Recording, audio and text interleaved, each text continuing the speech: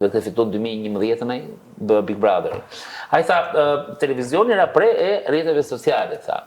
Pra, rrjetet sociale duke pas sasi kanë brenda dhe llumë, se sasia prodhon dhe llumë. Dhe vënë që televizioni të pastrojë edhe më shumë dhe të krijojë një diferencë shumë të madhe, mos ekzistonte fare në rrjetet sociale. Pra, një emision televiziv, ka mos transmetohet fare në rrjetet sociale, ra prej kësaj gjës. Dhe u bën një televizioni me këtë. Dhe pronarët e televizioneve harruan që aseti më mirë se shqiptar është gazetari. Dhe nuk u shqetësuan për gazetarët, u shqetësuan më shumë për këto Instagramin, Facebookun. Dhe gazetarët hapën podcastet e tyre, ku janë më të lirshëm, ku janë më të pavarur, ku kanë filluar të nxjerrin paratë nga YouTube, se ne rrogat e gazetarëve i dim në Shqipëri. Dhe pranej moda e podcasteve edhe në botë, që nuk është fenomen shqiptar. Shqipëria Driloni kur është duke folur tu, është duke menuar siç është atje te Euronews dhe ka një 800 komunike Kumi. Lëviz Kubi.